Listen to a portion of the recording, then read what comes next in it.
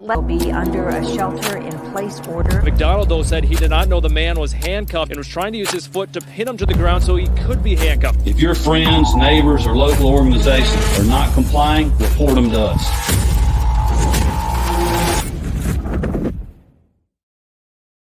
Howdy, y'all, and welcome to the Free Georgia Podcast. My name is Jake Green. Thank y'all so much for joining us today. Let's get started with what we always get started with. If you have any questions about the Libertarian Party of Georgia, what we do, what we stand for, how we operate, go to lpgeorgia.com. We have lots of events. We just had an event, 2A Range Day with Mr. Edgar Mills in Rome, Georgia.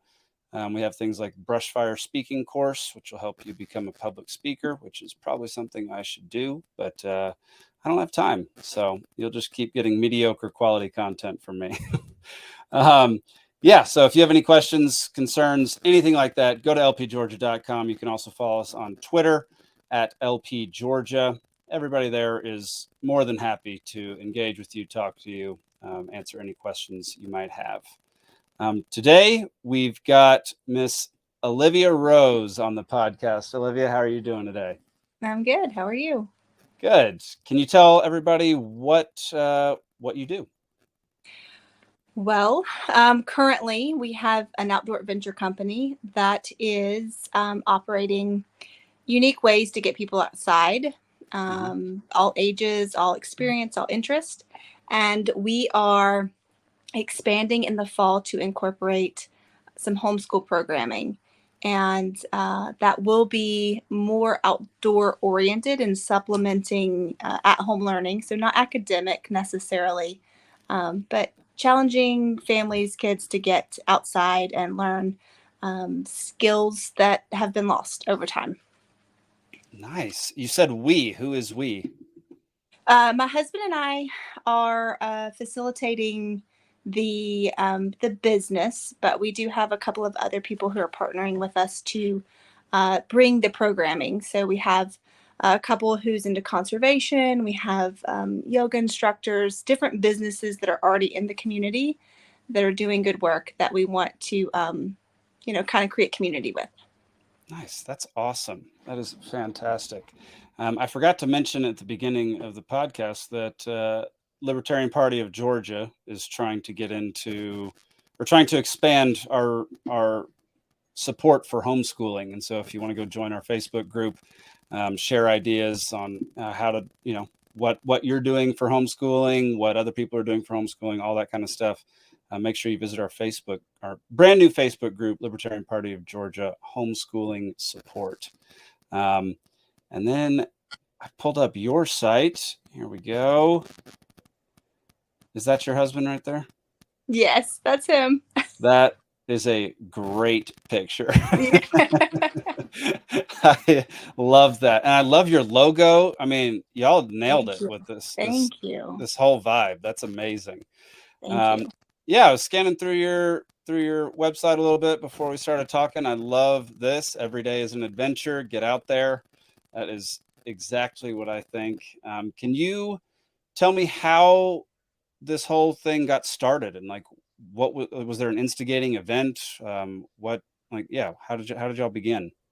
Yeah, so my husband and I met in 2013 when they actually started the Whitewater program in Columbus. So he came down, he's from Ohio, came down to train some of the guides in the first season. I started working in the office, and so summer love, we met. We started kind of this life of adventure. We moved to West Virginia and worked on a mountain. We went to Alaska and worked on a river. And then we wound up in Hawaii and we started a kayak company. And so he led kayak and snorkel tours, and I ran like administration back end. And it just kind of worked. And our family has always been big on adventure and traveling and sharing the love of the outdoors and a passion for stewardship for the environment. And so when we found ourselves back in Columbus in 2021, we decided that we just wanted to bring something kind of interesting to Columbus to excite people about getting outside, encourage more education and stewardship around nature. That's awesome. Man, I have so many questions from that story. First of all, why not too many people leave Hawaii and come back to the mainland? So what made that happen? So we spent 5 years out there, and honestly, there is the community out there is amazing, and we would probably still be there now. We had an opportunity here to be closer to my family and have our kids grow up with their family, to own property. You know, we're on 2 acres that's connected to family land that's 200 acres that we can have that's ours versus spending, over $1 million for a single family plot of land in Hawaii. So the opportunity just to have more here for less kind of called to us. Yeah, that makes sense. It's definitely not cheap to No. live in Hawaii. Yeah, that'll take it out of you for sure. Dadgummit, I had a question, and now this happened to me last week. I need to eat before I do these podcasts, because when I don't eat, my brain just goes haywire. What kind of you said it's things for all ages. So like what would be something that I would be able to do with your company? So we're working to get a riverboarding contract for the whitewater course. So that's something that we're really passionate about. Obviously, he is, whitewater guide. Water is where his heart is. It's where his knowledge is. There is a bit of a few obstacles in our city that makes it very difficult to get on the river. And so we're pushing pretty hard against the powers that be to get on the water. So that's what we're looking towards, is operating a whitewater tour. Right now we're offering land-based activities. And so we have lots of different things. So foraging classes, we did that last month with a local who took us out on the Riverwalk and talked about things that are medicinal and edible that, you can find in our area. We have on the calendar a flower pressing class. We have what else do we have going on? We have a cold plunge, which is kind of interesting. If you're into cold plunging, it's great for your mental health. It's great for your physical health. I've kind of become obsessed with it. So we do those on Sundays, and then also kind of sporadically throughout the week. And the mud kitchen, I saw that you just pulled that up. The mud kitchen is texture-based play for kids. Nice. It just encourages people, like kids, to get messy and to learn through exploration, which I have a teaching background, and that's really important to me. It's one of the reasons that we homeschool, because I think that kids learn best through authentic learning, touching things, feeling things, figuring things out for themselves. There's not a lot of time for that in a traditional classroom. No, not at all. That was, if I started doing school these days with all these options that people are bringing forth, like I would have been much more successful in school. Yeah. As for the cold plunge, I completely agree. My wife and I got a cold plunge this last summer, or this last winter, and it is the best thing. Like, it's amazing. That first month is difficult. Like that, the first month, like, we started out at like 60 degrees and then worked our way down. And now I'm in Montana at the moment. So we've got a creek down at the base of our property, and it's about 34 degrees. And I've been trying to get in there every day, and it's brutal. It's brutal, but it feels so good afterwards. The clarity and just the calm you get afterwards is astounding. Right. Yeah. That's really cool. I know that a lot of what Libertarian Party of Georgia does is we like to focus on homeschooling these days and teaching kids, exactly what y'all are doing, like how to live life, how to interact with nature and interact with your environment around you. I guess the question is, what made you? We'll just start with what kind of stuff do you have for kids besides the Minnie's Mud Kitchen? Yeah. So one thing that came to mind when you first brought up the Facebook page, because I'm a member, is the need for support for families to feel confident and comfortable to actually pull their kids out of school. I think that there would be so many more families if there were more options that would opt for non-traditional learning. And so we're trying to make it a little bit more accessible for the families in our community. And that includes that Learning Resource Center. So the Learning Resource Center will be in addition to our homeschool programming, and it will have different centers for different age ranges. It'll have an opportunity to drop your kids off, because that's a huge thing for homeschool parents. They're like, I have a meeting that I have to get to. I have a doctor's appointment, and now I have, 1, 2, 3, 5 kids at home.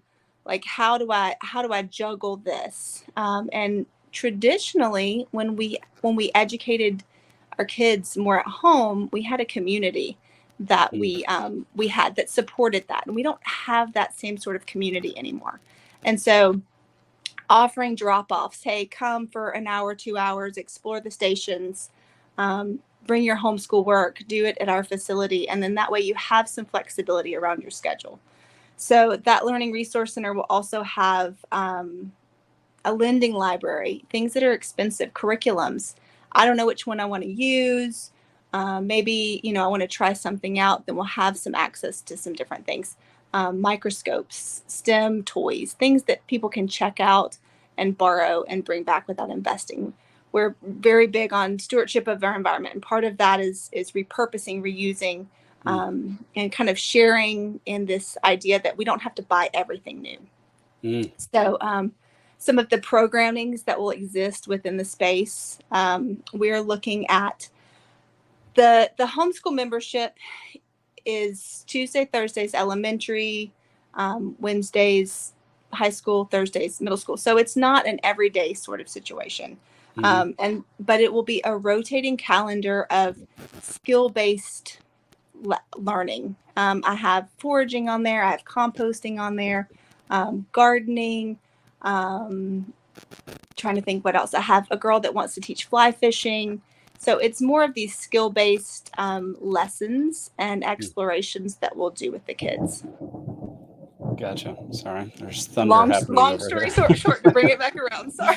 No, that was great. That was great. I had a question about, so you were talking like it's sometimes difficult for people to want to make the decision to pull their kids out of school and start homeschooling them, and having options like you is very helpful. What would you say to somebody who is really wanting to do that, but doesn't know where to start, or is scared of what might happen once they pull their kids out? Well, I have an extremely liberal idea of what kids need to know. Okay. And we unschool, and so we don't use a curriculum. My daughter is going into what would traditionally be 3rd grade, and she's just with me all the time, and she is just so knowledgeable about the things that she's really interested in. And the things that she's not really interested in, she's not as knowledgeable, but she's not going to pursue a career in mathematics because she doesn't enjoy mathematics. So we don't focus a lot of time on that. So I think just kind of letting go of this idea that your child's going to be behind, or they're not going to get what they need to get. And, that's kind of a journey for the parents to let go of this traditional model of what they're supposed to be doing. If they can't let go of that, homeschooling is very hard, because you're always trying to compare to something that doesn't exist necessarily, or something that you're imagining. But for parents that want to, I think finding a homeschool co-op that they resonate with, the ideology, that works with their schedule, is the best thing, because you need community in the homeschool world. Yeah. And I think people forget that the type of schooling that our, especially our public education system, is based on has not been around forever.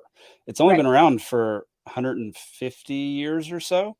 Yes. It started in Prussia, and it was a way to basically get children to fall in line and become part of the army and serve the government. And Right. so, like, the idea that for centuries kids were going to school is just a sham, and kids Right. would be with their parents all the time until they were grown. And so that's hands-on learning, in my experience, is one of the best ways to learn. Like, I went to film school for writing and directing, and once it was great school, SCAD in Savannah. Great school, enjoyed my time there, had a blast. But once I got out, they didn't provide any type of help for me to get a job. I didn't know any of that. I didn't know what to do. I mean, I kind of knew, let's go to LA because that's where all the movies are made. But turns out that's not true. More are made in Georgia, and no one Yeah. told me that. Yep. And what really I should have done, rather than spending all that money on school, is just go get on a film set as a PA. Just go Right. learn from people who are doing it. And Right. I've always found that is just by far the best way Yeah. to learn. My daughter, that's the approach that we took. My daughter, I think, would rather just wave a flower in a field all day. She is very creative. So giving her mentors in those avenues has been more, she's had more success and felt more confident. So we've done violin, we've done art, we've done theater, and she's thrived in those settings. And so really funneling in all of that sort of education versus sitting mindlessly for 8 hours a day, not really taking in much of anything. So yes, it's been good for her. That's awesome. Can you tell me a little bit about this in real life, an immersive experiential learning co-op? Yes. So this is the learning co-op. And IRL, in text lingo, is in real life. Yes. And that is the approach of this homeschool co-op. It is real life learning. It's authentic. It's useful. Again, it's not necessarily going to be all academic. Of course, you can tie in almost anything when you're talking about project-based learning, which is kind of what this is. So, whatever, if the topic of the day is composting, then we're going to explore, how to set up a compost bin, how to use compost, like what's the chemical process. So all of this reinforcement of the, if they're learning about these things at home is brought up, but the idea is to learn skills and to spend time outside. So the IRL, the in real life learning, is the co-op that will start in August. It is for all ages. We do have a homeschool PE on Monday, but it's kind of more based on loosely on grades, on ages. We feel that age grouping isn't always super appropriate because you have kids that are, more mature or more interested in certain things, and they're going to enjoy a certain level at different times, and that there's something to learn from older kids as well as younger kids. You have the ability to do more difficult, more challenging projects when you have some older hands. So there's some flexibility around the age, but it's pretty much elementary Tuesday, Thursday, high school Wednesday, middle school Thursday. So it's a drop-off program. Yeah. Parents can sign up for memberships online. You can do for the whole year, or you can do monthly. So if you want to check it out first. And then we also have drop-in available, and that's through our upcoming adventure link. And you can just sign up for one class. So those are listed on there as well. Nice. And so, like, the people teaching or instructing or whatever it is that you and your husband, and then you mentioned, like, other people who teach yoga and all sorts of stuff. Is that just a slew of different people? So I will be primarily the main instructor in the beginning, at least. We do have different, like I said, businesses and organizations that are going to come in. We've already we had a teen program this summer. We worked with the Chattahoochee River Conservancy. and Trees Columbus, and some community farms. And so we'll work with them continuously as well. But as far as most of the facilitating will come from me until I can find somebody to teach middle school and high school, because that's not my specialty. Fair enough. I like the honesty. What is this the first year that y'all are operating? Yeah, so we started tours in May, and it's been very interesting just to kind of see how it's pivoted to a more education-based program.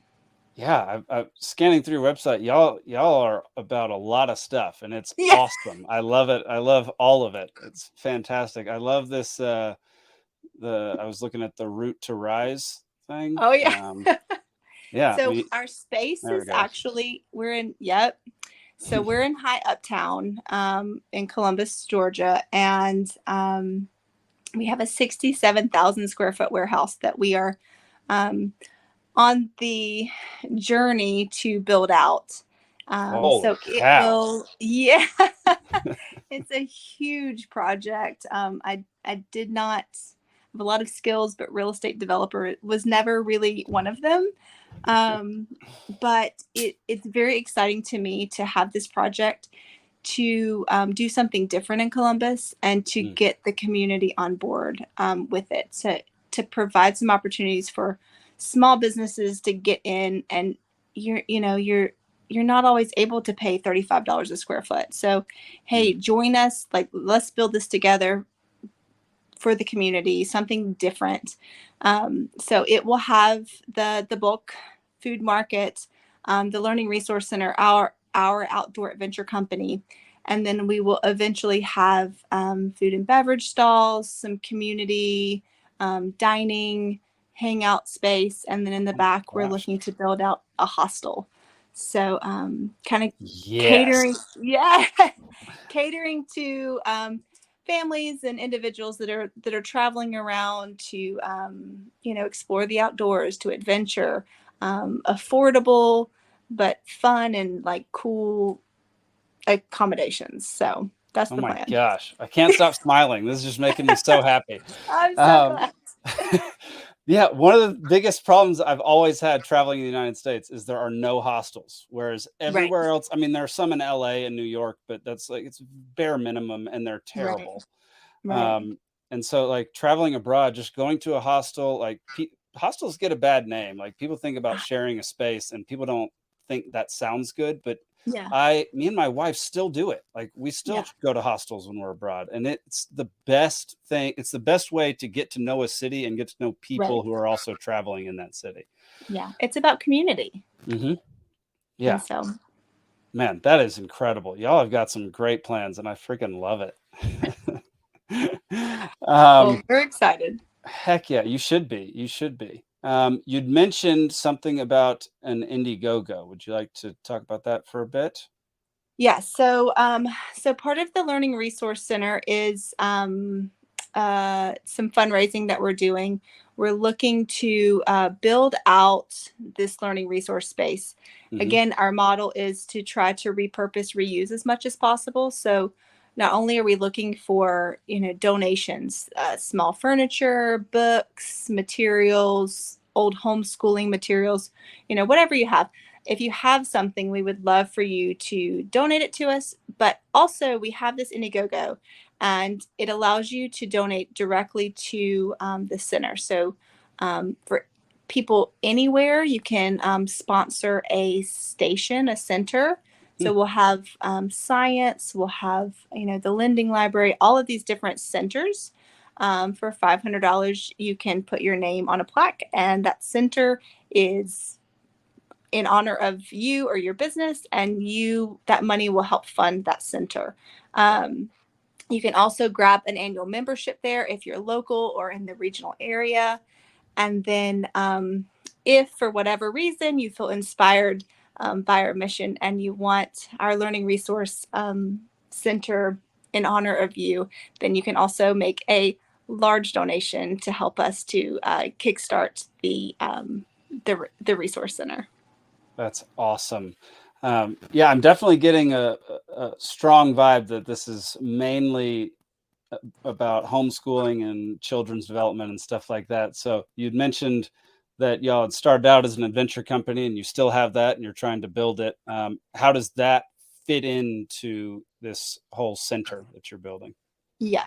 So as I've kind of hashed out this business and what's working, you know, I think we are seeing people being more cautious about their spending. It's Columbus, Georgia. It's very hot right now to be outside. And so as a new business and with, you know, some of those obstacles against us, just trying to see what programming has worked already. And it's the kids programming. And I think if people are going to spend money on something, they're going to spend money on their kids. And so, but the three kind of pillars of our business is adventure, education, and stewardship. And that thread kind of goes back and forth through all of our programming, whether it's actual homeschool education or just education for the community, stewardship, and then just getting outside and getting people excited about nature and taking care of it, learning more about it. So the three different retail spaces within the space will kind of display that. So we'll have the adventure, we'll have the stewardship in the bulk market, and we'll have the education and the learning resource center. So it kind of all ties together. But the adventure side, we're hoping to expand as people are more willing to get outside when it cools down and spend just a little bit of money on doing something for themselves. Nice. I love that. My wife recently joined the Mushroom Club of Georgia. Have you heard of this? Yeah, cool. She is obsessed, to maybe an unhealthy degree. She's obsessed with mushrooms. Yeah, a lot of this, like being outdoors, being in nature, exploring, and like sustainable stuff, made me think about that. I don't know if there's some type of thing that could happen. Yeah, between we need a mushroom hunter. Yes, the guy who runs it is incredible, like absurdly knowledgeable. He and his wife are incredible. They would totally be down to like come teach a course or do stuff like that. So all right, I'll have to reach out to him. Yeah, I'll send you some. I'll hook you guys up because that's okay. Sounds good. They would love that. Again, I had a question, and now so aside from the Indiegogo, not everybody can give money. Aside from the donations, not everybody has stuff to give. How can people help you build what you're building? Because I love everything about this, and I think y'all deserve a lot of help. Thank you. Well, as always, like a social media presence requires people sharing, people commenting. So anything that you can go and find our page on Instagram. We're on Facebook because I'm old. And it's Chattahoochee Adventure Co. And just kind of follow along with our programming, reshare anything that resonates with you. You never know who's out there and looking. We also, if you're in the area and you want to volunteer time, we're building out the space. So if you want to come and be hands, also, if you have a skill and you're in the area and you want to teach something, looking for anything, mushroom hunting, and I would love to offer some masonry classes and some mechanic classes and woodworking, like all of these skills that our kids just need to experience that I don't know how to necessarily do. If you have skills like that, please reach out and we would love to talk to you about leading some classes. Interesting. I know there's so many people that come to mind that might be interested in doing this. So, yeah. All right. Well, Olivia, thank you so much for coming on the podcast today. Is there anything else that you'd like to say before we head out? No, thank you for having me. We're just excited to get the word out. Absolutely. We're happy to do that. This is fantastic. I mean, I've been smiling the whole daggum time because I love it so much. Good. Once again, everybody, if you're interested in homeschooling your kids in the state of Georgia, Libertarian Party of Georgia has started a homeschool support group on Facebook. I'll put it in the description. And if you have any questions about what the Libertarian Party stands for, what we do, what we're about, or just, want to tell us anything that we need to do to improve, go on over to lpgeorgia.com or hit us up on Twitter at lpgeorgia. Once again, Olivia Rose, thank you so much. Thank you. Owner of Chattahoochee Adventure Company. So go look that up. Their website will be in the description, and along with their socials and everything. So just go look them up, go support them, and we'll see you next time. Thank you Peace. so much. Bye. Absolutely. Bye.